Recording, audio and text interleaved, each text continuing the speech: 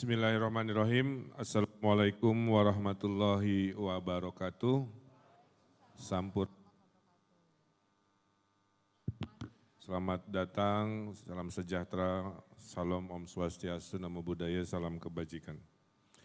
Yang kami hormati, kami banggakan, satu-satunya yang berkostum khusus. Tepuk tangan untuk Kepala Badan Kepegawaian Negara, Pak Bima Arya Wibisana, bersama Ibu Sekretaris Utama dan jajaran Deputi yang hadir. Saya mengaturkan terima kasih memilih Kota Bandung, Jawa Barat sebagai tempat penyelenggaraan acara istimewa ini. Para narasumber, Pak Arief sahabat saya, Wali Kota Tangerang, Pak Aloysius Budi Santoso, juga dari Singapura, Mr. Koh Chi Wee, Director Singapore Public Service Division, thank you for coming. Para sekjen, sesmen, sestama, kementerian lembaga, para perwakilan dari pemerintah provinsi, kota kabupaten se-Indonesia, dan seluruh hadirin undangan yang saya banggakan. Karena tadi MC-nya suka berpantun, saya nulis pantun 2 menit yang lalu. Hari Jumat, beli rantang isi ketupat dan bubur sumsum. Cakep. Selamat datang di Jawa Barat yang Tuhan ciptakan saat sedang tersenyum. Asik. Alamnya indah, tariannya juga tadi luar biasa, tari merak kebanggaan kita. Hati-hati jatuh cinta bapak-bapak yang di depan. Ya. Saya 2 hal saja. Izin ini kesempatan langka Pak Kepala, jadi selain ucapan selamat datang saya dalam waktu singkat ingin memaparkan apa-apa yang kami lakukan reformasi di di pemerintah Provinsi Jawa Barat. Tapi saya ada pantun dulu nih buat keluarga besar BKN. Ikan hiu mati keselak semen. Cakep. We love you dari hati untuk keluarga besar BKN. Mantap. Bapak Ibu yang saya hormati, Jawa Barat adalah provinsi terbesar se-Indonesia. Penduduknya 50 juta Pak. Ya. Jadi waktu COVID, provinsi yang paling rawan dalam penyelamatan nyawa dan jiwa itu adalah Jawa Barat. Ya. Kami ini provinsi terdekat dengan Jakarta, yang sebentar lagi dideklarasikan bukan lagi ibu kota. Yang paling sedih pindah ke IKN itu artis-artis ibu kota Pak. Karena nanti akan berubah status jadi artis daerah. Karena artis ibu kotanya harus orang di IKN. Nah, saya punya teori sendiri, izinkan saya sebagai pemimpin daerah memaparkan apa-apa yang menurut saya penting kita ketahui. Silakan. Yang pertama adalah 3 ciri negara maju Pak, adalah 1, ekonominya, ya, diukur dari pertumbuhan ekonomi, infrastruktur, kita suka terkagum-kagum dengan infrastruktur kecanggihan. Kedua adalah sumber daya manusia, tidak boleh ada stunting Pak dalam 30 tahun ke depan. Alhamdulillah Jawa Barat berhasil terpilih sebagai provinsi terbaik di Pulau Jawa dalam penuntasan stunting di tahun ini. Walaupun rambut Ayu Ting Ting tidak keriting, memberantas stunting sangat penting. Ya, jadi karena di 2045 70% penduduk kita di bawah 40 tahun. Pilihannya si 70% ini menjadi beban negara atau mesin negara. Maka kita harus siap-siap yang Allah takdirkan sebagai pengambil keputusan, menyiapkan generasi yang kompetitif, produktif, ya, dan luar biasa. Nah, yang ketiganya Bapak Ibu adalah reformasi birokrasi yang terus-menerus. Ada kata terus-menerus. Kenapa? Karena dunia berubah. Hari ini kita mengalami 3 disrupsi. Pilihan terhadap perubahan itu 2 Pak, marah-marah, menolak, protektif. Atau beradaptasi, memeluk, menerima disrupsi itu dengan mengubah cara pandang kita. Nah, Jawa Barat memilih bahwa terhadap disrupsi itu kita harus beradaptasi. Satu, adaptasi dari pandemi, disrupsi, mengubah cara pandang kita. Saya hilang 10 triliun Pak di level provinsi. Ya. Work from home menjadi sebuah tradisi baru karena hidup harus tetap produktif. Maka mohon izin Pak Pimpinan, Jawa Barat dalam proses nanti berkoordinasi akan mempermanenkan beberapa jabatan yang bisa work from home atau work from anywhere. Yang penting KPI-nya terpenuhi, dia hilang stresnya, hilang macetnya, dan hemat biaya. Tapi tugas negara tercapai, kan itu sesuatu yang luar biasa. Itu adaptasi dari pandemi. Kedua, disrupsi digital. Ya. Disrupsi digital ini tidak bisa dilawan Pak. Ya. Dan cirinya adalah para pimpinan pengambil keputusan harus mahir terhadap yang namanya revolusi digital ini. Nah, jadi itu. Yang ketiga, disrupsi global warming, ya, pemanasan global. Saya titip kalau ada anggaran di daerah, di kementerian lembaga, kalau hari ini ada pilihan beli mobil dinas bensin atau listrik, please belilah mobil listrik, motor listrik kira-kira begitu. Itu menghemat 1/6 biaya Pak. Kalikan ribuan kendaraan Pak, itu berapa ratus miliar saving setahun dari biaya. Karena 100 kilometer mobil listrik itu kalau dirupiahkan kurang lebih 100 ribuan, tapi kalau biaya listrik nyolok paling kurang dari 10 ribuan kurang lebih ya. Nah jadi itu. Nah kemudian di Jawa Barat kami punya pandangan bahwa birokrasi itu bertransformasi di 4 level. Yang pertama birokrasi aturan, masih ada Pak dalam pandangan saya. Ya. Ada aturan, ada kegiatan. Tidak ada aturan, tidak boleh ada kegiatan. Ya, jadi masih banyak birokrasi yang kaku. Nggak ada aturannya, nggak ada undang-undangnya, nggak ada peraturan pemerintahnya, nggak ada pergubnya. Membuat inovasi itu mati Pak. Nah di sini kita harus punya semangat untuk lebih fleksibel. Mayoritas di Indonesia menurut saya masih di level 2. Level 2 itu reward punishment birokrasi.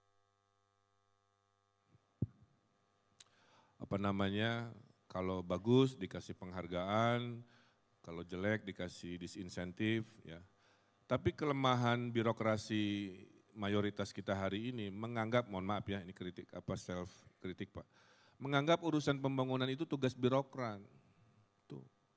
Orang yang bukan PNS ASN seolah-olah tidak boleh terlibat dalam administrasi pembangunannya. Menurut saya itu kurang tepat. Maka di Jawa Barat sekarang fokus di nomor 3. Birokrasi berbasis yang namanya dinamis kira-kira begitu. Semua yang cinta Jawa Barat Pak, saya kumpulkan, saya fasilitasi. Saya punya penasihat gubernur 15 orang. Tiap kepala dinas saya kasih penasihat 3 orang. 1 dari pebisnis, 1 dari komunitas, 1 dari akademisi. Supaya setiap mau ngambil keputusan, diskusi dulu dengan public stakeholdernya kira-kira begitu. Saya dirikan Jabar Digital Service Pak, 1000 problem, 1000 aplikasi. Ya, daripada bayar-bayar ke konsultan mahal dan lama, mending bikin unit khusus, nggak ada speknya Bu, saya bikin aja. Anak-anak milenial Gen Z saya bayar dengan pergub sesuai aturan supaya seperti itu. Ya. Nah yang keempat, kita masuk ke era digital. Disinilah yang saya sebut tadi ciri negara maju harus mampu beradaptasi. Ya. Kita lihat mayoritas birokrasi di Jawa Barat, coba slide-nya ya.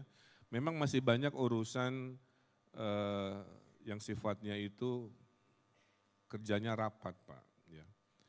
Jadi kerja kebanyakannya itu masih ada di sini. Dan kemudian 64% dari urusan-urusannya itu indikator individunya masih berupa dokumen dan laporan. Ya. Tapi dengan reformasi yang kami lakukan bisa dilihat karena kita sudah bergeser ke full digital yang sifatnya kertas-kertasan ini sudah mulai menurun, grafiknya sudah mulai menurun. Sampai suatu hari kita betul-betul oleh sebuah kesepakatan bisa semuanya serba online digital. Termasuk saya sudah jarang tanda tangan basah lagi, kecuali urusan keuangan. Di luar urusan keuangan, Bapak Ibu, saya tanda tangan sudah digital, ya, disposisinya juga digital dan lain sebagainya. Itu mungkin Pak Arief paham ya, berapa ribu kalau kita dulu tanda tangan segala urusan. Nah kemudian Jawa Barat berikut menyiapkan 8 area perubahan, ya. Satu, pelayanan publik harus sangat interaktif, selalu melakukan manajemen perubahan, deregulasi kebijakan, tata laksana, penguatan akuntabilitas dan penguatan pengawasan. Kemudian kami mendapatkan penghargaan dari sistem merit, ya, dari mulai perencanaan, pengadaan, karir, promosi rotasi, kinerja, penggajian, nanti saya sebutkan contohnya, dan hasilnya dengan reformasi ini, mohon izin, mungkin ini alasan dipilih Bandung, karena Provinsi Jawa Barat skor meritokrasinya terbaik se-Indonesia,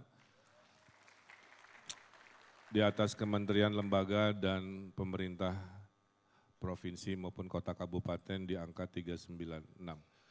Mudah-mudahan tahun ini masih sama atau lebih baik lagi. Berikutnya, nah ini, sekarang kami merespon arahan Pak Presiden, tidak ada eselon 4. Kita adalah provinsi pertama yang dihadiri langsung Pak, pelantikan oleh Pak Mendagri, karena eselon 4-nya sudah tidak ada, mayoritas sekarang di Jawa Barat berlomba-lomba jadi fungsional. Karena pendapatannya sama saja, yang penting bisa membuktikan di jam kerjanya, kesibukannya terukur. Tidak harus mentereng punya judul-judul yang dulu identik judul jabatan sama dengan fasilitas dan pendapatan yang lebih tinggi, sekarang tidak. Sekarang jam kerjanya terukur, mau dia menjabat tidak menjabat, pendapatannya kurang lebih sama. Lahirlah konsep di Jawa Barat team of team, Pak. Team of team ini adalah birokrasi kepanitiaan, kira-kira gitulah ya. Rumahnya mungkin di Dinas Perhubungan, tapi pada saat Pak Gubernur butuh untuk COVID, walaupun dia judulnya Disub, dia ngurusin COVID. Walaupun dia Dinas Pendidikan rumahnya, tapi pada saat dibutuhkan untuk promosi sebuah wilayah dengan urgensinya, kami membutuhkan itu. Jadi dulu kita dan sebagian dari kita masih di yang kiri Pak. Nah di Jawa Barat sekarang sudah mulai geser organisasinya. Jadi apa ya keuntungannya? Gubernur, wali kota, visi misinya lebih terukur dan lebih terdelivery. Kadang-kadang kita punya visi misi, tapi di bawah punya cara sendiri dan kaku, akhirnya tidak tercapai.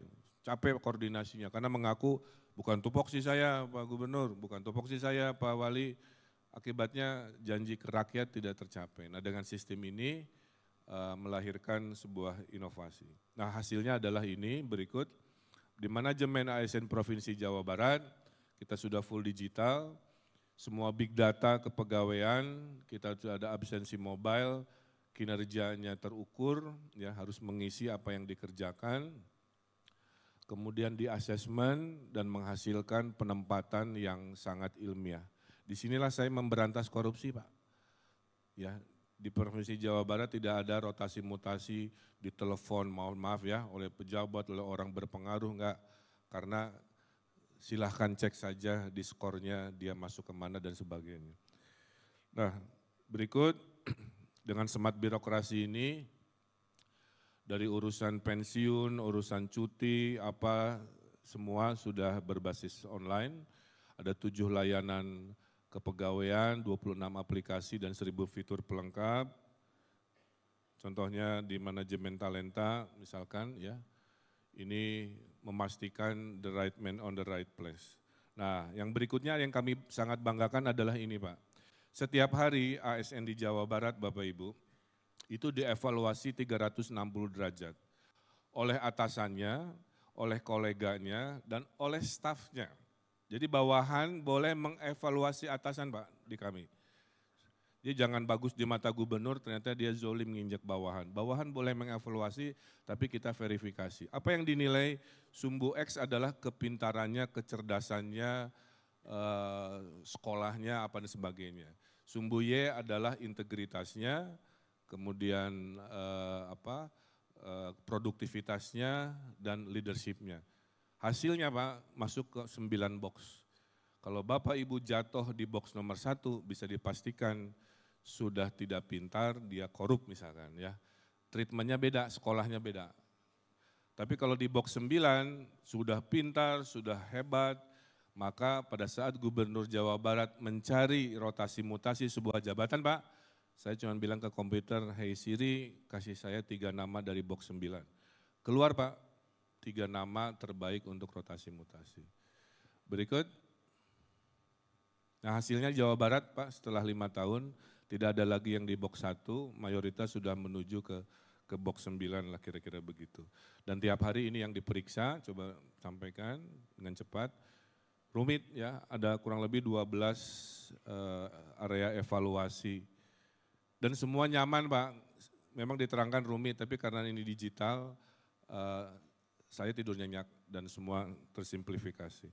Kami menghargai juga tiap bulan seperti swasta, di Astra atau di mana, ada employee of the month tiap bulan. Dan dijamin yang menang-menang masuk poin di komputernya sebagai big data yang akan diprioritaskan untuk dipromosikan.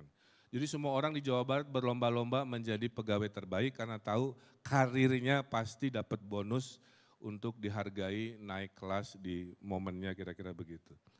Nah, terakhir saya ingin menyampaikan AI misalkan ya Pak. AI itu kami sekarang sudah mulai pergunakan untuk mengisi kekosongan sistem. Contohnya misalkan jika ada staf bertanya bagaimana caranya meningkatkan kinerja untuk sekretaris daerah misalkan ya. ChatGPT ini memberi dukungan jawaban.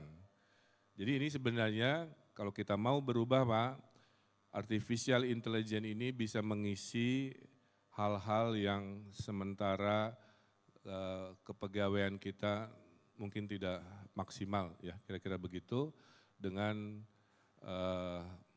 menyampaikan jawaban-jawaban seperti ini. Nah Bapak Ibu kurang lebih itulah yang kami hadirkan di Jawa Barat. Kami melakukan yang namanya reformasi birokrasi terus-menerus, kami beradaptasi dengan revolusi disrupsi digital. Disrupsi ini jangan ditakuti, jangan dihindari, jangan dilawan, tapi disahabati, direspon dan lain sebagainya. Hasilnya Pak, Bapak Ibu, ini hasilnya. Selama 5 tahun kepemimpinan kami mendapat penghargaan sejumlah 519 penghargaan. Jadi ada 519 perubahan Pak, multisektor. Hilangnya 1000 desa miskin Pak oleh konsep ini dalam 4 tahun. Kemudian ekonomi terbaik di Pulau Jawa, penanganan stunting terbaik di Pulau Jawa, juga Jawa Barat, investasi terbaik 5 tahun berturut-turut dan banyak sekali cerita yang bisa saya sampaikan. Poinnya adalah kembali ke yang tadi saya doakan, mudah-mudahan 2045 kita menjadi negara maju, SDM-nya berkualitas, infrastruktur ekonominya berkualitas, dan reformasi birokrasinya juga sangat berkualitas. Terima kasih, selamat melaksanakan kegiatan. Pesan saya terakhir untuk Bapak Ibu, tolong habiskan SPJ-nya di Kota Bandung. Jangan ditabung, jangan dibawa pulang, biar ekonomi Jawa Barat tetap 5,5%. Terima kasih, hatur nuhun.